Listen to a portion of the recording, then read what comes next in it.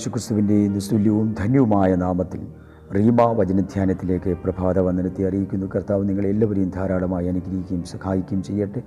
അപ്പോസ്തല പ്രവൃത്തികളുടെ പുസ്തകം 4-ാം അധ്യായത്തിലേക്ക് നമുക്ക് പ്രവേശിക്കാം. പത്രോസ് പരിശുദ്ധാത്മാവ് നിറഞ്ഞവനായി അവരോട് പറഞ്ഞത്, ജനത്തിൻ്റെ പ്രമാണികളും മൂപ്പന്മാരുമായുള്ളവരുയ, നിങ്ങൾ അറിയേണ്ടത് യേശുക്രിസ്തുവാരായിരുന്നു എന്നുള്ളതാണ്. നിങ്ങൾ ക്രൂശിച്ചവൻ തേജോമയനും ജീവനായകനുമായ ക്രിസ്തുവിനെ നിങ്ങൾ ക്രൂശിച്ചു എന്നുള്ളതായ പ്രസംഗം 3000 അല്ല 5000 ജനങ്ങളിലേക്ക് അത് വ്യാപിക്കാനിടയായി.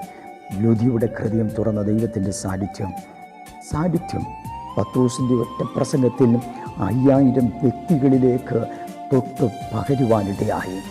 ദൈവശക്തി വെളിപ്പെട്ട് കഴിഞ്ഞാൽ പകരുന്ന ദൈവശക്തി, സ്പർശിക്കുന്ന ദൈവശക്തി, പുറപ്പെടുന്ന ദൈവശക്തി, അതിവേഗം സഞ്ചരിക്കുന്ന ദൈവവചനം ഇതാ വ്യാപിച്ചു കൊണ്ടിരിക്കുകയാണ്. Praise the Lord. അങ്ങനെയാണ് ജനം രക്ഷിക്കപ്പെട്ടത്. എന്നാൽ പ്രസംഗിച്ചവരെ ബന്ധിക്കാൻ അവർ തയ്യാറായെങ്കിൽ ആമേൻ, പ്രസംഗം ഇതാ യാത്ര ചെയ്തുകൊണ്ടിരിക്കുകയാണ്. വചനത്തെ ബന്ധിക്കാൻ ഒരു ശക്തിക്കും കഴിയത്തില്ല. പ്രസംഗകനെ ബന്ധിക്കാമായിരിക്കാം, എന്നാൽ പ്രസംഗിച്ച പ്രസംഗവാക്കുകളെ ആമേൻ അതിന് കാരണമായ വചനത്തെ ആർക്കും തടഞ്ഞു നിൽക്കാൻ കഴിയില്ല.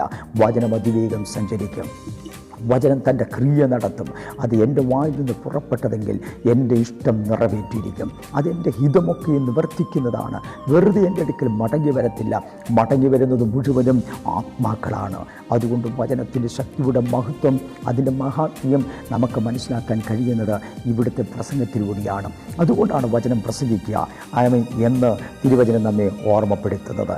വചനം പ്രസംഗിക്കാതെ എങ്ങനെ ജനം കേൾക്കാനിടയായിത്തീരും? കേൾക്കാതെ എങ്ങനെ വിശ്വസിക്കും എന്ന് തിരുവചനം നമ്മെ ഓർമ്മപ്പെടുത്തുന്നു. റോമാലേഖനം 10-ാം അധ്യായത്തിലേക്ക് വരുമ്പോൾ, കർത്താവിൻ്റെ നാമത്തെ വിളിച്ചപേക്ഷിക്കുന്ന ഏവനും രക്ഷിക്കപ്പെടും എന്നുണ്ടല്ലോ. എന്നാൽ അവർ വിശ്വസിക്കാത്തവനെ എങ്ങനെ വിളിച്ചപേക്ഷിക്കും? അവർ കേട്ടിട്ടില്ലാത്തവനിൽ എങ്ങനെ വിശ്വസിക്കും? പ്രസംഗിക്കുന്നവൻ ഇല്ലാതെ എങ്ങനെ കേൾക്കും? ആരും അയക്കാതെ എങ്ങനെ പ്രസംഗിക്കും? നന്മ സുവിശേഷിക്കുന്നവരുടെ കാൽ എത്ര മനോഹരം എന്ന് എഴുതിയിരിക്കുന്നു. 17:30 ഇപ്രകാരം പറയുന്നു, എന്നാൽ അറിയായ്മയുടെ കാലങ്ങളെ ദൈവം ലക്ഷ്യമാക്കാതെ ഇപ്പോൾ എല്ലായിടത്തും എല്ലാവരും മാനസാന്തരപ്പെടണമെന്ന് മനുഷ്യരോട് ദൈവം കൽപ്പിക്കുകയാണ്. കാരണം ഒരു ന്യായവിധി വരാൻ പോകുന്നു. ആ ന്യായവിധിയിൽ രക്ഷപ്പെടുവാൻ യേശുക്രിസ്തുവിന് മാത്രമേ രക്ഷിക്കാൻ കഴിയൂ. മുക്തി എന്ന് അഴിച്ചുമാറ്റി ജനത്തെ സ്വതന്ത്രരാക്കുകയാണ്. പാരമ്പര്യത്തിൻ്റെതായ ന്യായപ്രമാണത്തിൻ്റെതായ കെട്ടുകളെ, യഹൂദ ന്യായപ്രമാണത്തിൻ്റെ കെട്ടുകളെ പരിശുദ്ധാത്മാവ് അഴിച്ചു മാറ്റി, പാരമ്പര്യത്തിൻ്റെ കെട്ടുകൾ അഴിച്ചു മാറ്റി, ബന്ധനങ്ങൾ അഴിച്ചു മാറ്റി, പിശാചിൻ്റെ കെട്ടുകൾ അഴിച്ചു മാറ്റി ജനം സ്വതന്ത്രരാകുവാനിടയായപ്പോൾ ഓർക്കണം, ഭൗതികമായ ഒരു മനുഷ്യൻ്റെ ബന്ധനം ഇതാ അവൻ്റെ കൈകാലുകളിൽ നിന്ന് അഴിച്ചു മാറ്റി അവനെ ആലയത്തിലെത്തിച്ചപ്പോൾ അത് ചോദ്യം ചെയ്യാൻ വന്നത് ഒരു പ്രസംഗമായി മാറിയപ്പോൾ, ഉത്തരം പ്രസംഗമായി മാറിയപ്പോൾ ആ പ്രസംഗത്തിലൂടെ 5000-ത്തിലധികം വ്യക്തികളുടെ വീണ്ടെടുപ്പ് ഈ നിലവാരത്തിൽ നടക്കുമെന്ന് പത്രോസ് വിചാരിച്ചില്ല. എന്നാൽ ദൈവത്തിൻ്റെ വിചാരങ്ങളെ തടയുവാൻ ആർക്കും കഴിയത്തില്ല. അവൻ്റെ വാക്കുകളെ തടയാൻ കഴിയത്തില്ല. എൻ്റെ വിചാരങ്ങളല്ല നിങ്ങളുടെ വിചാരങ്ങൾ, എൻ്റെ വഴികളല്ല നിങ്ങളുടെ വഴികൾ. നീ ബന്ധിക്കപ്പെട്ടപ്പോൾ ഒരു കൂട്ടത്തെ ഞാൻ അടിക്കുകയാണ്. നിങ്ങളെ 2 പേരെ ബന്ധിച്ചപ്പോൾ ഞാൻ 5000-ത്തെ രക്ഷിക്കുകയാണ്, 5000-ത്തെ സ്വതന്ത്രമാക്കുകയാണ്, 5000-ത്തിൻ്റെ കെട്ട് ഞാൻ പൊട്ടിച്ച് പുറത്താക്കുകയാണ്. ഇതാണ് ദൈവവചനത്തിൻ്റെ സ്വാധീനത എന്ന് നമ്മെ ഇവിടെ ഓർമ്മപ്പെടുത്തുന്നു. അങ്ങനെയെങ്കിൽ പ്രിയമുള്ളവരെ, യേശുക്രിസ്തുവിൻ്റെ സ്നേഹത്തിൻ്റെ മഹാത്മ്യം എത്രയോ ശ്രേഷ്ഠമാണ്. അവൻ്റെ ക്രൂശുമരണം എത്രയോ ഭയാനകമായിരുന്നു എന്ന് ലോകം പറയുമ്പോൾ ഓർക്കണം, എൻ്റെ ജീവിതത്തിൽ എൻ്റെ രക്ഷയ്ക്ക് അത് മാത്രമേ കാരണമാകത്തുള്ളായിരുന്നു. ഇവിടെ തിരുവചനത്തിൽ പറയുകയാണ്, വീട് പണിയുന്നവർ തള്ളിക്കളയുന്ന കല്ല് മൂലക്കല്ലായിരിക്കുന്നു, ഇവൻ തന്നെയാകുന്നു അത് എന്ന് തിരുവചനം നമ്മെ ഓർമ്മപ്പെടുത്തുന്നു. യേശു കർത്താവിനെക്കുറിച്ച് പത്രോസ് പല ഭാഗങ്ങളിലായിട്ടാണ് ഓർമ്മപ്പെടുത്തുന്നത്.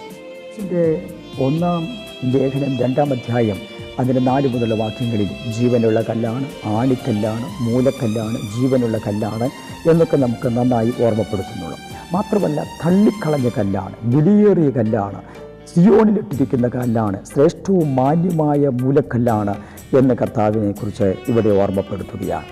ഒത്തിരി ഭാഗങ്ങളുണ്ട്. യെശയ്യാവിൻ്റെ പ്രവചനത്തിലേക്ക് നമുക്ക് വരുമ്പോൾ 28:16, സങ്കീർത്തനം 118:22, യെശയ്യാവ് 8:14, ഈ 6-ാമത്തെ വാക്യത്തിൻ്റെ മഹത്വം നമുക്ക് കാണാനായിട്ട് കഴിയുന്നുണ്ട്.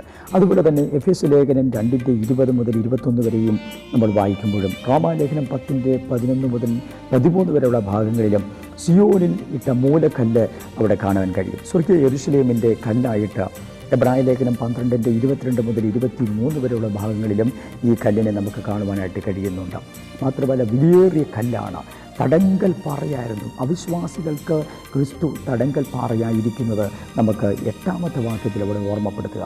പൗലോസിനെ ഇടർച്ചക്കല്ല് എന്നാണ് വിളിച്ചിരിക്കുന്നത്. 1 കൊരിന്ത്യർ 1:23-24 വാക്യങ്ങൾ.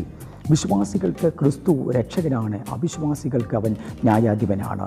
യോഹന്നാൻ 5:22 റോമർ 14:10 നമുക്കത് കാണുവാൻ കഴിയും. അതുകൊണ്ട് യഹൂദന്മാർ ക്രിസ്തുവിനെ നിരസിച്ചു, അവർ മൂലക്കല്ല് തള്ളിക്കളഞ്ഞു. എന്നാൽ ഓർക്കണം, അവർ അതിൽ തട്ടി വീടും. റോമർ 9:30-32 വരെയുള്ളതായ ഭാഗങ്ങളിൽ നമുക്കത് കാണുവാനായിട്ട് കഴിയുന്നുണ്ട്. ഈ നിലവാരത്തിൽ യേശു ക്രിസ്തുവിനെ തള്ളിക്കളഞ്ഞ കല്ല് മൂലക്കല്ലായി മാറിയിരിക്കുന്നു. എന്നെ നിങ്ങളീ ഒന്നിച്ച് ചേർത്ത് പണിയുവേണ്ടതിനാ. ആമേൻ. യേശുവാകുന്ന മൂലക്കല്ല് നടുവിൽ നിൽക്കുന്നത് കൊണ്ട് നമുക്ക് രക്ഷപ്പെടുവാൻ കഴിയുന്നു. നമ്മുടെ ജീവിതത്തിലെ രക്ഷയ്ക്ക് കാരണമായവൻ ഇവിടെയാണെന്ന് അതുകൊണ്ട് 12-ാം വാക്യം വിളിച്ചു പറയുന്നു, മറ്റൊരുത്തിനും രക്ഷയില്ല. നാം രക്ഷിക്കപ്പെടുവാൻ ആകാശത്തിന് കീഴിൽ മനുഷ്യരുടെ ഇടയിൽ നൽകപ്പെട്ട വേറൊരു നാമവുമില്ല. പിതാവായ ദൈവത്തോട് അടുത്തു ചെല്ലുവാൻ, പിതാവായ ദൈവത്തോട് പ്രാർത്ഥിക്കുവാൻ, പിതാവ് വന്ദിക്കപ്പെടണമെങ്കിൽ യേശു ക്രിസ്തുവാകുന്ന നടുക്കിൽ നിൽക്കുന്ന മൂലക്കല്ല് ഉണ്ട്. ആ കല്ലിൻ്റെ ഒരു ഭാഗത്ത് യഹൂദൻ ചേർന്ന് നിൽപ്പുണ്ട്, മറുഭാഗത്ത് ജാതി ചേർന്ന് നിൽപ്പുണ്ട്. ഈ 2 വശങ്ങളെയും ചേർത്ത് ഒട്ടിക്കത്തക്ക നിലവാരത്തിൽ യഹൂദൻ്റെ സ്വഭാവത്തോടെ യഹൂദൻ്റെ ഭാഗവും ഇതാ ജാതിയുടെ സ്വഭാവത്തോടെ ജാതിയുടെ ഭാഗവും ചേർന്ന് നിൽക്കത്തക്കവണ്ണം ക്രിസ്തു ഒരുവൻ ക്രിസ്തുവിലായാൽ അവൻ പുതിയ സൃഷ്ടിയാകുന്നു. അവൻ യഹൂദനെന്നോ ജാതിയൊന്നുമില്ല, ക്രിസ്തുവിൽ ഒരു പുതു മനുഷ്യനാണ്.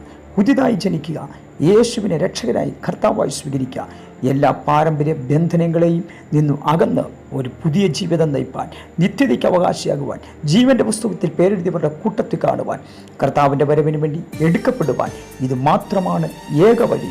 അതിനായി ഒരുങ്ങാം. ഈ വചനത്താൽ ദൈവം നിങ്ങളെ അനുഗ്രഹിക്കുകയും സഹായിക്കുകയും ചെയ്യുമാറാകട്ടെ. സ്വർഗീയ കർത്താവ്, നല്ല നിമിഷത്തിനായി സ്തോത്രം. അങ്ങയുടെ സാന്നിധ്യം തന്നു, വചനത്തിൻ്റെ മർമ്മം വെളിപ്പെടുത്തിയതിനായി സ്തോത്രം. മഹത്വമെടുക്കണം, വിടുതലാക്കണം. യേശു ക്രിസ്തുവിന്റെ നാമത്തിൽ. ആമേൻ.